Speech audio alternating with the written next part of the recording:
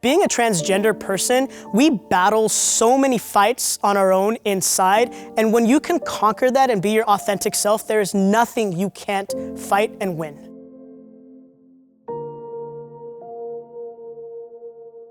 I enlisted in the military because my family came to America as refugees from Iran, and I wanted to give back to this country. It feels so good because you're doing something so much bigger than yourself. I was assigned to a unit here in California, and they just totally swarmed me with compassion, but I felt a little scared at the time because I was a lesbian, and I was scared that people were gonna know and how they were gonna treat me because Don't Ask, Don't Tell had just been repealed. I knew that I was trans, and I'm gonna be really cliche and say my entire life. My experience transitioning while in the military has been a really interesting one. I started my hormone replacement therapy when I was 23, and that was about 4 years ago. I went and I sat down and had a conversation with my commander, and I was prepared to be discharged. It was really, really emotional because I worked so hard to be in the military. I didn't want to just get kicked out. And he pulls out this counseling statement just that I needed to keep up with male grooming standards. I just started crying because I was thinking I was going to get kicked out, and here I am having this amazing chain of command that was just so supportive. For a lot of people in the military, I was the first trans person they had ever met. It was really awesome to be able to sit down and explain to them what was happening and who I am and how I felt. At the end of the day, when we got our missions, we put our minds together and we focused on getting what needed to be done,